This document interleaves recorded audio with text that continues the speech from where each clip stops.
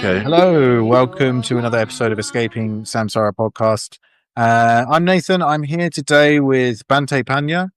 Are you still called that, Bante, or have you changed your name since Uh, we last spoke? I'll call actually both because of both traditions, Bante Panya, and according to Mahayana, translated to Chinese is Ji Hui, which is also Bante Panya. Same.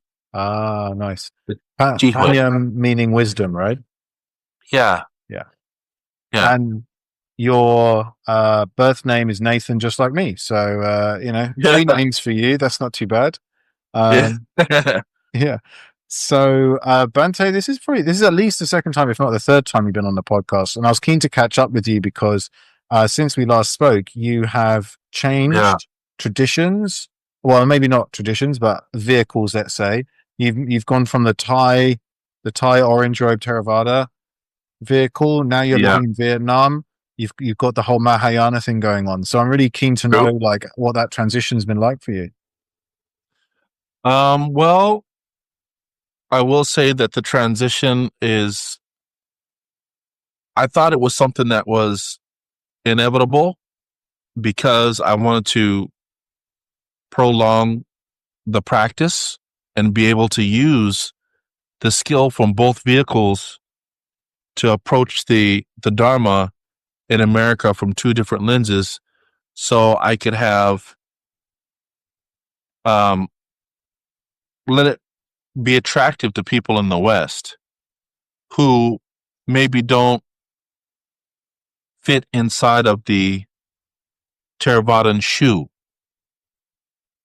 but maybe they fit inside the mindset of a Mahayana approach. So I wanted to have two approaches to the vehicle of Buddhism so I can have the message of Buddhism spread to as many people as possible and no one can use that as an excuse why the Dharma didn't appeal to them. I found out when I was being underneath the umbrella of Theravada, which was a dynamic, wonderful experience. Well, lucky me, though. It was it really was a wonderful experience that I can't deny was part of my development. But for some people, it was so foreign. Um, it was difficult for them. It was really difficult for them to approach me when they saw me, approach me, or come near me, or ask questions because it was just so different. I mean, I'm wrapped up almost like a Jedi. People didn't know if they should Is say this in hi. orange robes or your brown robes you're talking about? Theravada robes Yeah. in America. It was very. I saw people starting to being pushed away from the Dharma instead of attract, and I wanted to be able to approach people in a way that they could understand. A lot of people who are living in a state of self blame, self criticism, and they don't feel worthy, they'll see you as a religious icon or identity, but they're saying, I'm too filthy to even come up to you and speak. And it made me feel sad. It made me, it made me feel bad. Like that's not what the Dharma is supposed to represent, to push people away. And I also, there's many reasons in doorways, but I also wanted to understand Buddhism from the approach of metta, compassion, and their forward motion to outwardly go out to help everyone before they were served. They're always looking for a reason. Mahayana Buddhists that I have come in contact with, they are always looking for a reason to jump to help people. Where I think that the Theravada approach was a little more, they were in a way not so forward. if they're more reclusive, and I think they're more dependent on the lay community than the Mahayana was. They're a little more dependent. They want you to do certain things for them, take them places, or I think they're a little more stricter. And it's very hard to apply that approach in America. Driving or money or, many other aspects about eating or where someone should eat, or they should sit higher than you or lower than you. And it's kind of hard to do with your mother or your father. If your mom gives you something to eat and then she touches your plate, then you have to tell, you have to reservice the plate, or you have to retouch the. So these things, I thought it was, some of the Vinaya rules. I mean, I understand them, I get it, but I think it's more of a hindrance than it was actually spreading the word of the Buddha, Lord, love, compassion, mercy, kindness, and development of your moral consciousness. So after I took on the Mahayana approach, people were more open to that, because obviously we're used to kung fu movies. So they kind of saw me as something, as an icon that was connected to Buddhism, but a very very skewed version of Buddha, the big fat guy with a shirt off. But still, that was better than being looked at as some tall, strange guy with a cloak on that, they don't know what's underneath the cloak. They thought I was crazy. They thought I was just like a person. Maybe I'm naked underneath. Yeah, that's a good, like a really like good explanation, and I love how that is connected to how you're serving the community, as opposed to some kind of philosophical thing. Not that there's like anything wrong with like doing some philosophical pondering about the different vehicles and stuff, but I like how that's very entrenched in your community service. So, what's your living situation right now? Because I know you're in Vietnam, but you're talking about your service in America. So, like, what's your schedule? Are you spending some time there and some time in Vietnam? Are you part of a sangha, or do you have like Yes, a Vietnamese master, or what's going on there? I do. After I took ordination, or acceptance of this order in Taiwan, I moved back to Vietnam, because I used to live here before. It's very familiar. It's the same order, and it was just familiar for me to go ahead and move about without so much complexities. I was finding it difficult to speak Chinese. I already knew a little bit of Vietnamese, so it was a little bit more because of the ease and access of opportunity than it was in Taiwan.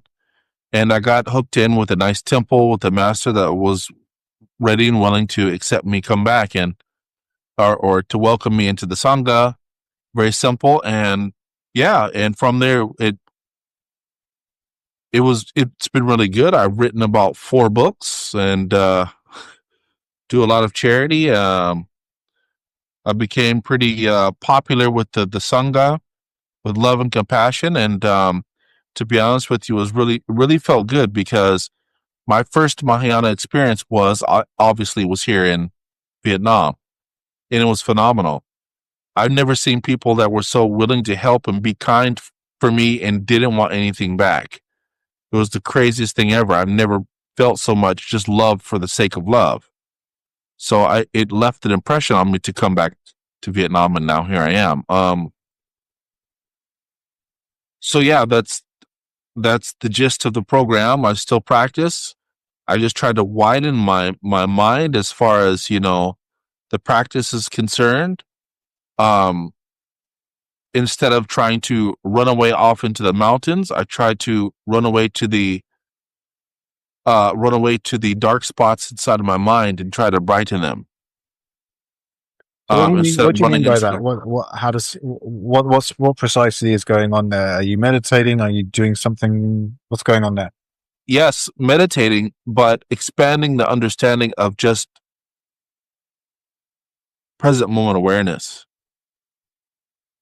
Um, I will say that my meditation has not been as um, traditional as the Theravada approach for sure. But that's, that's not a school of thoughts problem. That's just because, you know, situations and conditions. Um, but the difference is um, the present moment awareness that I'm trying to gather is all the time, ever aware, whether it's meditating, whether it's sitting and painting, whether it's pouring tea, whether it's serving the Sangha. These things are the things that develop your concentration and mindfulness in the present moment that makes you be ready for rapture at any moment instead of just being mindless outside of formal meditation and mindful in meditation. And it doesn't mean that the older school is Theravadan school is to be blamed for that. They don't preach that, obviously. But it just seems that practical practice, people forget that outside of meditation is where the real battlefield is. So Mahayana practice is more about that. The present moment while you're working, you can become enlightened at any moment. So always keep your mind clean and recognize what you're always thinking about. And is your thoughts going to be productive for your practice? What are you thinking about that's stopping you from being enlightened at that moment? What are you engaged in? What are you doing? What are you thinking? What repetitious thoughts do you have that tell you you're not worthy to be um, enlightened at that moment? Why are you holding it for? If it is something that is not helping your long-term happiness, your long-term longevity, your happiness, why are you holding on to it for? Who's forcing you to hold on to that? And who is the voice that's telling you you're not worthy? Why are you listening to it?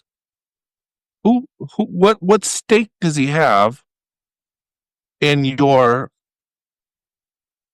investment? How much property does he have in your investment of enlightenment or just being closer to the bodhisattva values or the saintly values or enlightened being, the arahant values? And if he doesn't have the qualities to be enlightened being, why are you always hanging out with this person inside your mind? What do you guys have in common together that share that they need to be with you to be listened to? What do you guys have? You obviously you guys have something that you guys are both um, benefiting off of, the same plate of food. What are you guys eating together so you can get away from them? So the practice in itself in the Mahayana tradition is really helping me battle through some of the dark spots in my mind that we spoke about earlier, meaning those kind of hidden spots that you forget about when you're buried inside of a cave or inside of a mountain, you're in a forest. They just lay dormant. They're not gone. You think they're gone. No, they're dormant because they're not applicable at the moment. But what happens when you get back on the plane and you go visit your mom or dad, or you come down and back into the city? Now they're there again, but you have neglected them because you forgot that they were there. So Yeah, that means, yeah. This is such an important point and such an important like tension that has gone through like the whole history of Buddhism, the whole kind of because it has sort of been at various times an ascetic tradition or a renunciant tradition, still is in a lot of ways. Then there's always that tension between like, well, are you living in the world? Are you living out of the world? Okay, you're a saint when you're in the monastery, but you lose all that as soon as you step out of the monastery. And that was something that I was acutely aware of ever since I started doing retreats, where you would do a retreat and everything would be great. And then you would leave the retreat and everything would go downhill. And Yeah. I think what you're speaking to is the real wisdom that the moment is I'm going to butcher this, but like I'll just quote what Daniel Ingram said, which I think about a lot. It's a nice line that he said on a few episodes ago. I interviewed him on this podcast, and he said, "You know, why are you waiting to wake up? This moment is as beautiful and terrible as it's ever going to be. So do it now." You know, Yeah. and it's not about these outside circumstances, right? Yeah. It is as beautiful as it is terrible. And I think that's a really beautiful statement. I think that's an interesting statement to ponder and think about. And it's going to tell you, from what I understand from that, is whatever path you're going to pick, you're always going to be on the middle path. So stop trying to get off of the middle path. You're always going to be on the middle path. How The so? only way you Always on the middle. understand beauty, the only way you understand beauty is through ugliness. The only thing you understand ugliness is through beauty. You're not going to be able to escape them. You're always in the middle path. It doesn't matter what path you pick. You're always going to be in the middle of a choice, left choice or a right choice. You're always going to be in the middle. So make the best of it, whatever you got. And remember, you're not forced to. You're not forced to be upset with something or in disagreement. You're not forced to be like that. You're not forced to die scared, angry, sad, or you're not. Those are all mindsets that you can control yourself. You're not forced to Can be you anything. control them though? I mean, because you know you've meditated a lot. Like I've meditated an okay amount. Like, and I can sometimes control my mind states. Do you know what the thing is? I don't control them. What I do is I don't react to them. I just let them hang out. But which is much better than what I used to do, which is just completely panic. But there's a lot of people, if they haven't practiced meditation or the Dharma very much, they might be listening this to saying, "Well, how can I control my mind? Like if you know, it's just chaos in there, you know." So are you speaking to people who are trained here, or what's your sort of point here? I don't want to I don't want to come off like a meditation master though. I still have a lot of problems with my practice, and I don't want to make it seem like I'm some type of Dharma master. But I am the master of my own circumstances, the master of my own affair, my own experiences. And when I'm developing the practice, I realized that there was a stagnancy in my mind because I was too busy trying to control the outcome of the meditation instead of being within the meditation and seeing what I could do there. And that it kind of hit me that point, just that piece of information, like what could I be doing in this meditation? Because if you're not thinking in that way, you're doing comparative. You're in a comparative mindset, and that'll kill you. That'll kill your practice. My meditation wasn't good like last time. My meditation wasn't good like that one time where I wish my meditation could be like. And then that just breaks off into a lot of problems. The wanting to the wanting the bhava tanha, which is the craving for continuation, or you want to the craving for the past. And when you have these ideas, you completely miss the present moment. What are you doing there? It allows you, the formal meditation allows you to see what's happening in the present moment, what you've done that day, or maybe the present couple days before. What's going on? What has changed within you? Kind of like a sticky note. So you're just going over your sticky notes and starting to, highlight or erase some of the things that are making you feel more mentally adept to the situation, mentally aware of the situation. I don't know if that was a good enough explanation. But I know that Yeah, go on. when I'm sitting there in meditation, I like to think about my breathing and what's making my breathing fluctuate, what's making my heart beat faster or slower, and what are the repetitious thoughts that keep coming over and over and I can't get rid of them. If you're having repetitious thoughts, you can't get rid of them, you need to stop doing that immediately. That is one of the things that you got to stop doing. Repetitious thoughts about some type of desire, some type of harming of another, some type of retaliation, some type of sad event. That's the thing you got to attack first. And how are you doing that? Depending on what that is. Say, for example, I used to have so many thoughts about missing my mom.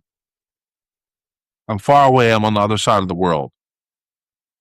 And I keep having thoughts in meditation about my mom, my mom, my mom. Call her. Call her. That's what you need to do. And have not a basic, hey, mom, how you doing? I just picked up a book. I just ate some food. Okay, see you later. Call her and tell her how you really feel. And that will get rid of a lot of those problems inside your mind. Air quote, like, for example, I'm just using that as an example. Or, for example, maybe you were having moments where you feel intense sadness. So you kind of have to not look at what happened, but when it first happened. And did you let it go from childhood? A lot of, I think, the trauma that we have as meditators who be alone for a while and be on our own are unfinished traumatic experiences from our childhood. Did you ever have a psychotherapy? No, not as far as like a real psychotherapy, but I've had some pretty psychotic thoughts. Yeah. I mean, it sounds like you're doing some therapeutic work right here. Yeah. I guess I will say that it took a while to be able to open up and accept things for what they really were, and accept that I'm having a lot of troubles in my mind because of unhealed trauma or fears, to think about where they came from and how long they've been there, and how that they, because of those fears, it made, channel, and directed the way that I moved in life. And obviously, when you're meditating, it feels great because you're unlocking all these doors that were previously closed, and now they're open to you. So, because of meditation, all these doors started to open, and I started to actually look inside these rooms and started to see what was there. And also looking at your friend group. Looking at your friend group will tear you up, buddy. If I mean, and this is I say this for everyone, but also especially for lay practitioners, is because your friend group is a direct mirror of you. Not the people you like, the people you dislike. Not the people you like, the people you dislike. Now, it's not saying, Nate, I don't like you. You're a dum-dum. All right? Take yourself out of that position of whatever beef we have and say, now look at Nate and look at each other, and what do we have in common? Because you are a reflection of me. Something about you I don't like is a reflective something about myself I don't like. So I started to take myself out and look at, we both like yoga. We both like smoothies on the beach. We both like to have beards. Example. So I started to look at that and be like, well, what is the cause of friction? Probably because Nate holds up a mirror and I hold the window. Where I look through the window, I only see Nate. When you hold up a mirror, I see myself. And I don't hold myself high. So we have friction with each other. So that is one thing I thought is something we don't really think about is our peer groups and how much they affect you and affect us. I mean, that's important. I mean, like the Buddha said, the friendship is the whole of the spiritual path. Religion. It's whole of the spirit. Yeah. I mean, it's so important, but it is hard to do sometimes. I mean, if you're like living in certain circumstances, that's why this podcast I enjoy doing it because it allows me to connect with people. But yeah, having that sangha or traveling to go to a sangha, if you don't have that. So I'm going to Bodh Gaya for the second time in a few weeks. Totally looking forward to that. Yeah, like it's just a way to be with Buddhists from all over the world and feel that community. It's just incredible, Yeah. And that can keep me going for a few months. Yeah. I don't know. I think it's important. But let me ask you about a little bit more. This is kind of more of a technical question, but when you were ordained, I assume you took the Bodhisattva vow. Is that something you did as part of Yeah. it? Okay, so Yeah. this is something that's always freaked me out because I hear the Bodhisattva vow and it's like, I want to liberate all beings in samsara, etc. And I'm like, look, man, like I'm going to be 100% honest, right? This isn't what goes through my head. I'm like, dude, like I am down for helping other beings. I would love to help other beings. Do I want to spend 10 million years doing just that? I don't know. Maybe I can get out a little bit earlier. See, there's this little bit of selfishness comes in. It's the amount of time you have to do it as a bodhisattva that sort of freaks me out a little bit. I'm not Yeah. getting wrong. Because, oh, yeah, I definitely, yeah, you're preaching to the choir with that one. I think that's a little idealistic, like, if we're looking at it from our human existence, right, at the moment, it seems very idealistic and like, yeah, right, buddy, get over it. Like, yeah, sure, you're right. To be able to live so many years and eons and thousands of years in service to humanity and mankind or to service of all sentient beings to help them out of suffering. How many eons have we already been here? We have no idea, though. So to have 1,001, 1 day, 2 day, 2 million, 5 million, 10,000 should be nothing because we don't even know how long we've been here in a mind or the essence of consciousness. We don't know how long we've been here.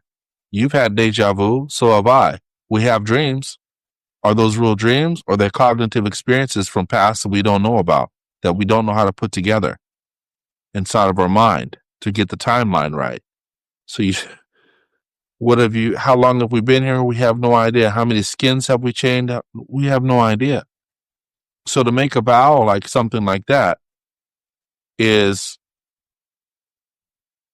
it's terrifying for the ego, but it's nothing for the awareness. It's just the ego that has a problem, not pure-minded consciousness. The ego is something we shouldn't be listening to because the ego is nothing but a big ball of fear and greed and want. That is all it is. The ego is saying, do you really want to go exercise and get some of that fat off? And I'm like, I should be doing that. My conscious is like, I should be going to exercise. My ego is like, yeah, but ice cream is really yummy. So the ego is always in fear of doing something that is going to make it lose power over your right and will to do what is moral, what is right, which is moving you closer to Buddhahood. So I start to realize more about that ego when I started to give up. When I started to give up trying to listen to it. It doesn't make much sense. It causes a lot of fighting. It causes a lot of arguments. It causes a lot of self-doubt. I don't want to make it seem like, I'm just some kind of mystical being. I'm definitely not. I have my vices. But when I hear things like that, especially like that, the Bodhisattva vow, you stay here, you're supposed to help all living beings, or ultimately I need to be a vegetarian for the rest of my life, and or I need to be a vegan for the rest of my life, and some of these strange kind of vows that are not present in the Theravada school. I don't. I try not to see them through an egotistical approach, because they're not coming there for your ego. They're coming there to help you see through the ego to realize sunyata, which is emptiness. Your ego is empty. It just thinks it's something. And every time you feed the ego, you become more powerless. Your ego is the thing that is helping you stay stuck. It never helps. Ego never helps in the world of spirituality. It does help in the corporate world. It helps in the working world. It helps when you're investing in things like the stock market. It has nothing to do with the spiritual world. Very little. So I think it's a balancing act most of the time. It's just a big balancing act of what member of the committee of your mind needs to be listened to, and what others need to be ignored. Yeah, I mean, I get that, and it's a great answer, because from the perspective of awareness, there is no time, there is no you, right? And like you say, there's no real beginning or no end. So doing something for a long period of time doesn't actually make any sense. So that's Yeah. fair. So then what are the arahants on about then? Like, so the arahants are like, hey, we're going to do this path.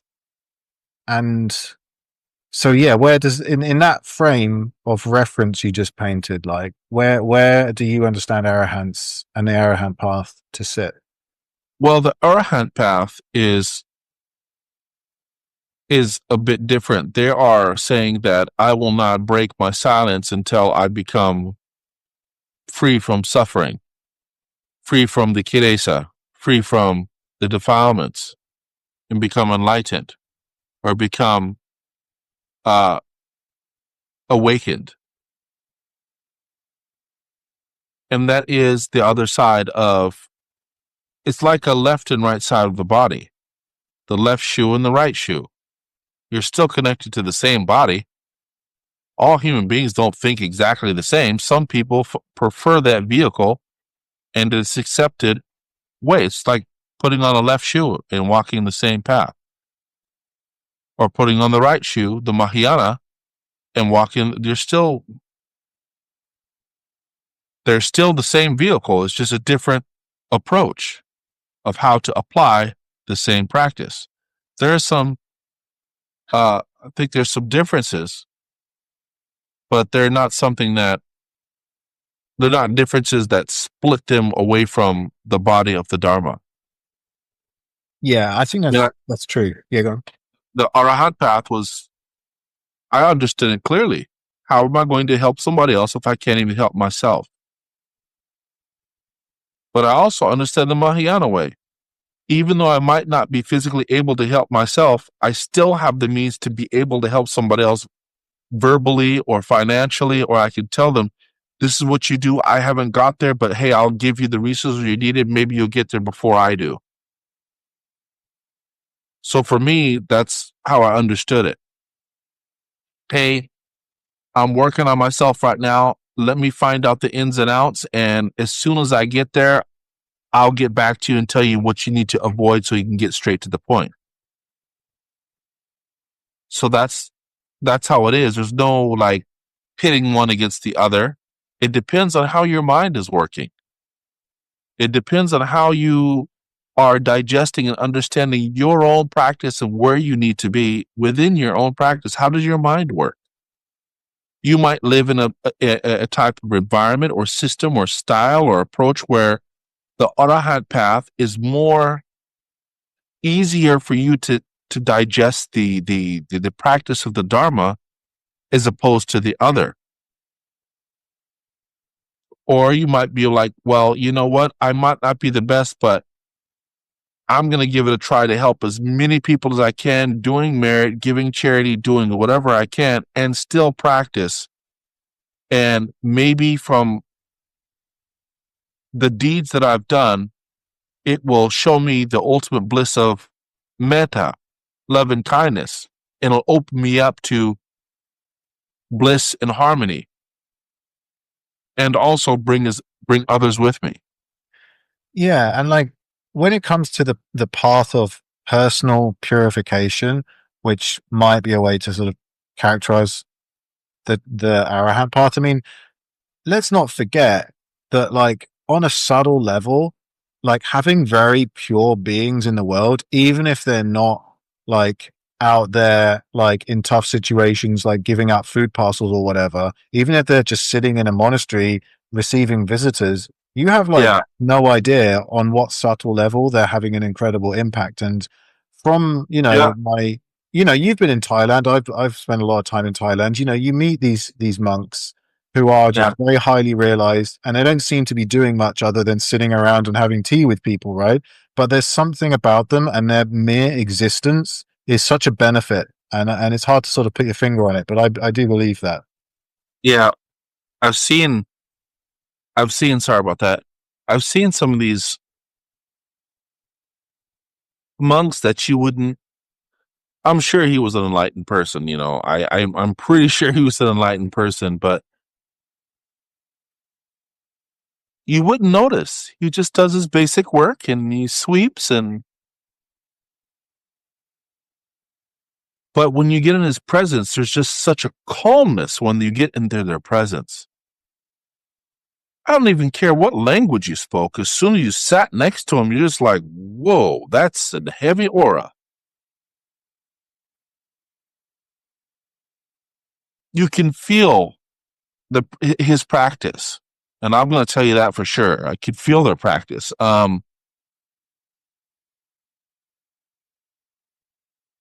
This is the benefit of practicing and accepting love and kindness as the way, and putting yourself through situations where you must develop, practicing how to live with humility, humbleness. You'll see it through the person, whether they be monk or nun or layperson. It's easy to, if you're practicing, if you're sincere, you can definitely feel and see it. Um, it's a weird feeling for me, at least, because once you sit in their presence, you're filled with remorse, like a deep sense of remorse, like you just want to break down in tears, and you have no idea why. If they're sitting there stirring their coffee, and you're just like, they're just sitting there, and you just feel like you just feel with a great sense of remorse. It's the strangest thing ever.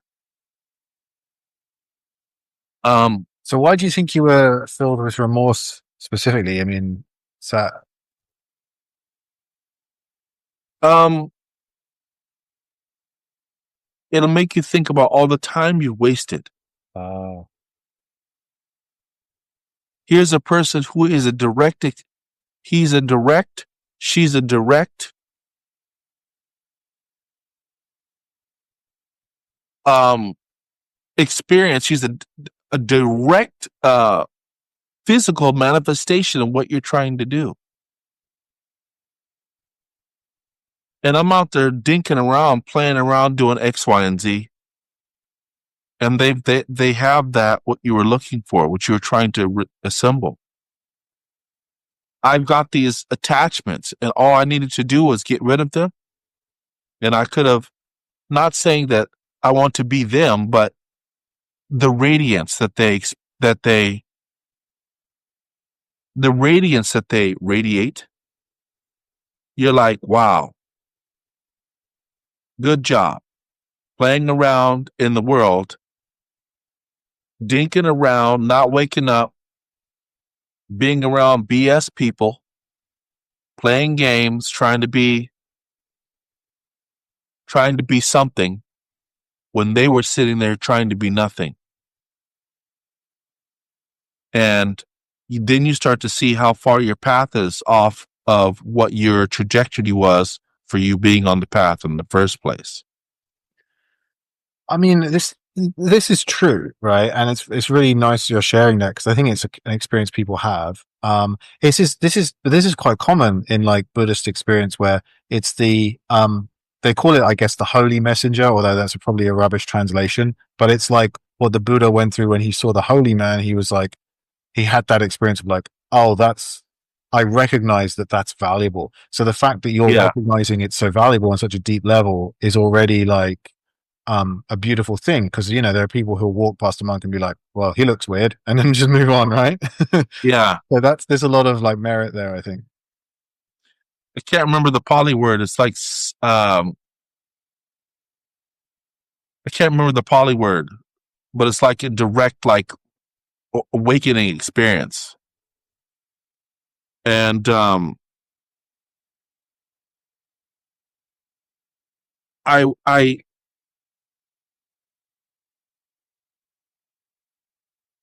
I'd like to have those experiences, and I wish I had more. But the higher you raise your frequency in your practice, whatever your practice is, the more you will frequent these type of people. The more that you become, for example, the better your yoga gets, the more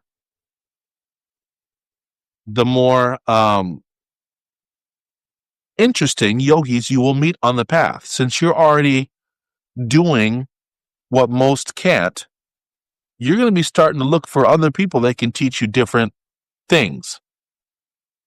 And because of your practice, your penitence, your dedication, when you meet that yogi, you're going to look at that person and be like, yo, that yogi is the one. I don't really need to do much to know. That's the real yogi right there. So it's the same thing with your meditation, your practice, and mindfulness. You be able to see, because of the radiant light that they carry. And that will re-wick your candle that is almost burning out. That will add more fuel, add more wax, and make your flame burn more efficient with positive fuel, positive petroleum. Because you have to think right now, we're burning on a lot of toxic chemicals, and we think that we need them to keep our vehicle moving. But what we are digesting in our lives are a lot of toxic chemicals that act as if they are positive or efficient fuel for us to keep going on. But later on, we find out you burn out. Your vehicle starts to get destroyed. And I guess I could say that, meaning because we have a lot of attachments, and we're reacting to things that probably don't need a response, it's giving us what? high blood pressure. It's giving us migraines. It's giving us irritations. We blow up on each other. It's giving us the wrong effects of our spiritual value and where we're trying to be at.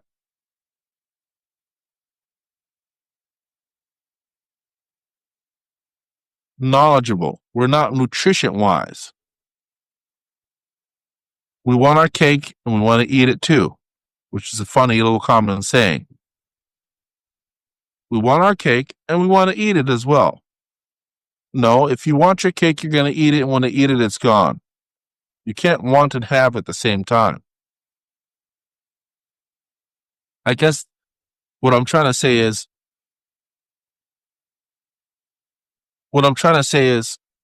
we have to sacrifice between what you need, what you want, what you need, what you want, and what you desire. What we need is probably not what we want. What we want is what we want is what we desire. And what we desire is what we don't want. Why I say that is because what you desire is what's going to cripple you. What I wanted was a desire. And I know in my mind that desire is not what I need. So how do you, I don't know, work with the wanting and the desire? Like, do you stop doing it, or what do you do?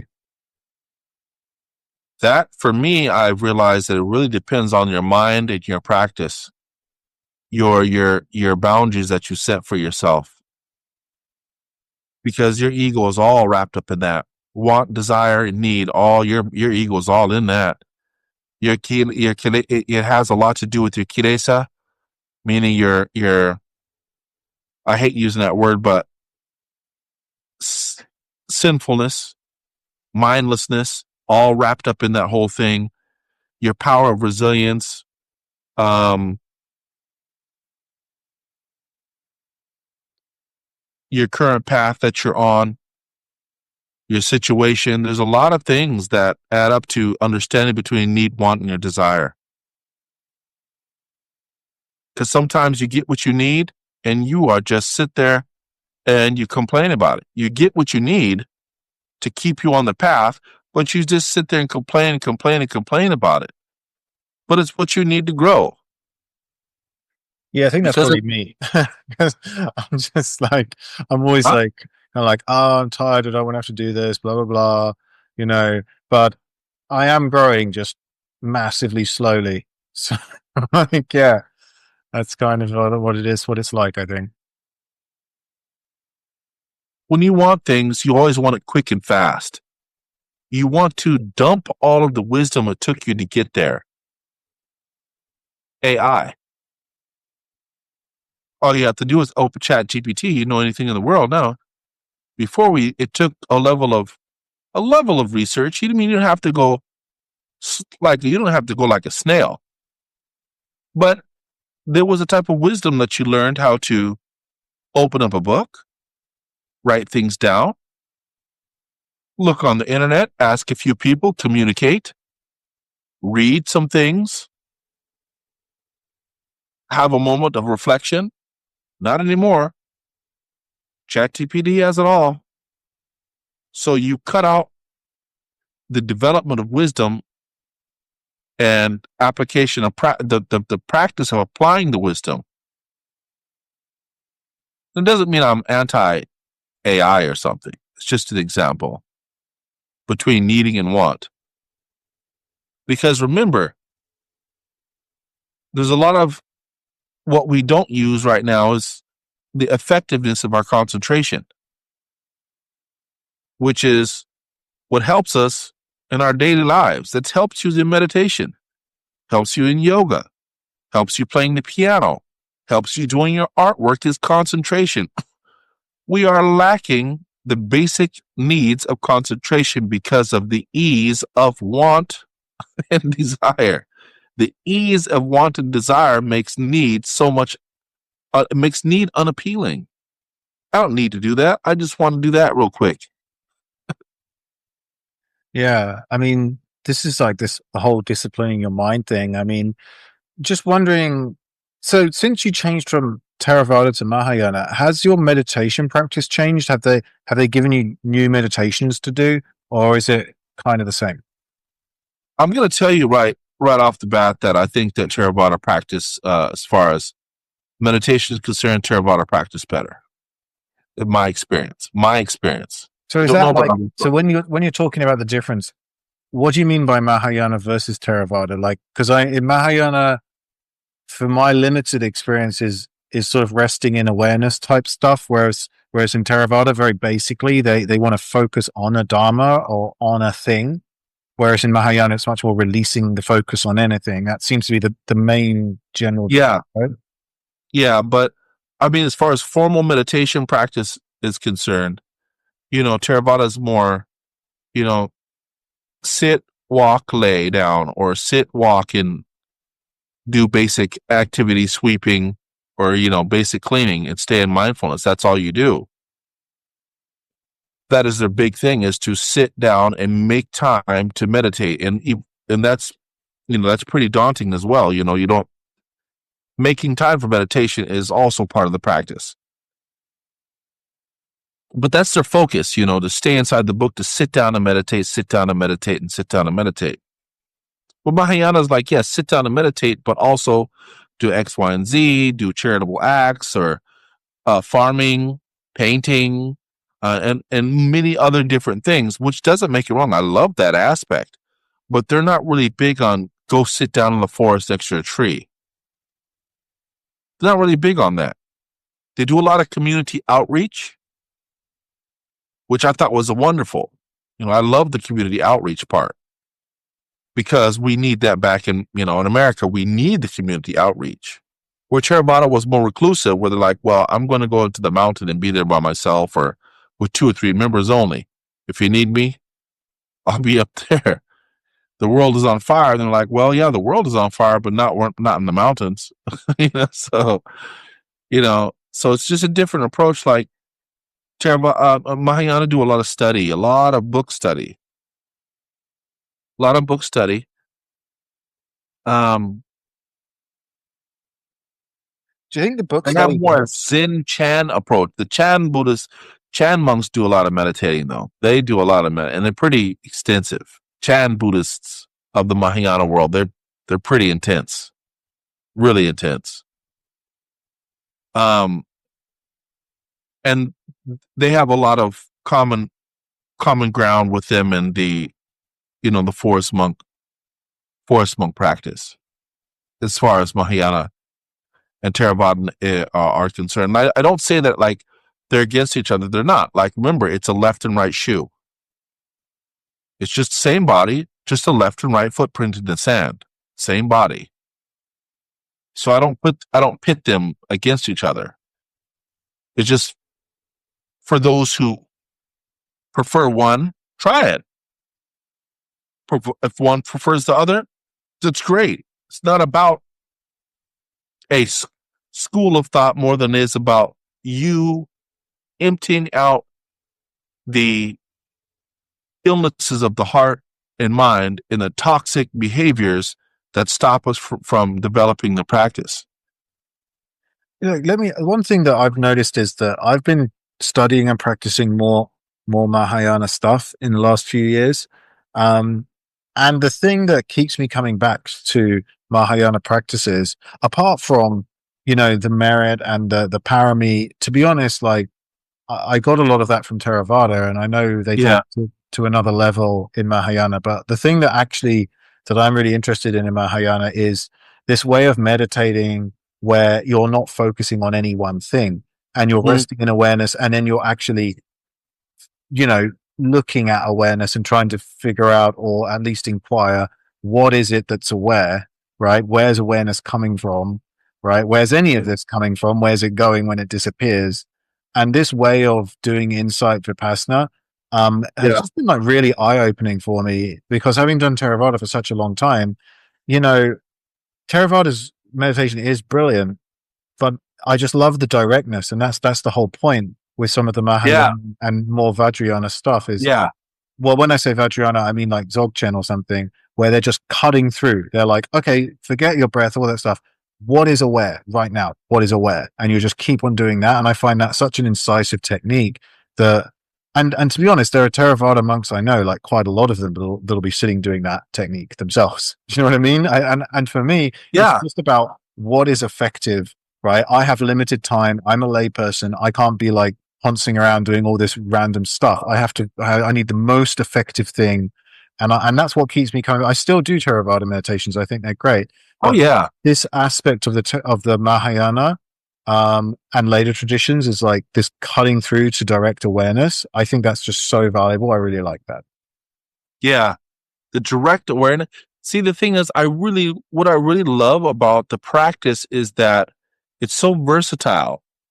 And because we are globetrotters, you need to have a versatile approach to your mindfulness because every setting that we step foot on is always different. You could be on a train, you could be in a forest, you could be at the lake, you could be in a hurricane, you could be in an earthquake. You all need different styles and approaches to your practice to help you calm down, or you absorb so much of the world, it will tear you apart. So learning how to observe and understand how to apply the practice as it helps you, this is awesome. And I like that.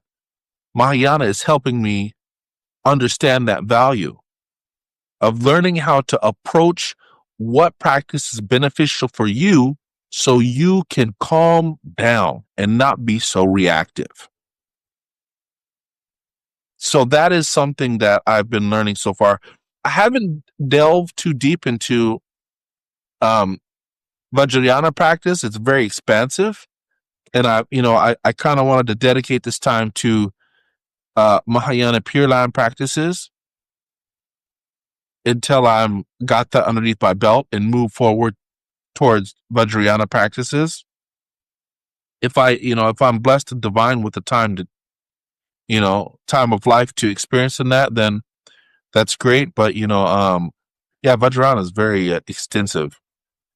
Yeah, I Realm of mean, I yeah, would don't use that term lightly. It's just that I've been studying Dzogchen a little bit. That's all I yeah, mean yeah, by yeah, that. yeah, yeah, Yeah. To be fair though, I have been doing a little bit of Chenrezig practice after my yeah, pranayama. And that has been weirdly good. Because I metta, like yourself, has been a central practice for a while. I love metta and compassion and all that stuff. But doing it in the Chenrezig style, every single time I open my eyes, they're wet from like tears, yeah, right? Which hasn't really happened in before, and I'm like, yeah, okay, wow, there's definitely something here. You know, I wish I could know more. Maybe one day, the karmic conditions will be there for someone to come and like do more with me on that. But for now, I've just got my yeah. little version of it, and it seems to be working, so I do it. Mm. Yeah. But yeah, like we don't have much time left, but I did want to cover what you're up to in America because you talk about America a lot. So, like, when you go there, Yeah. what are you up to? Are you Well, I opened up a nonprofit organization to try to establish a center for Dharma outreach. It is called the Bodhisattva Society, bodhisattvasociety.org. It is my own organization that I opened up. It's a nonprofit. And I'm trying to build that so therefore I could have a center where we could get together and learn how to train, practice, and do community outreach.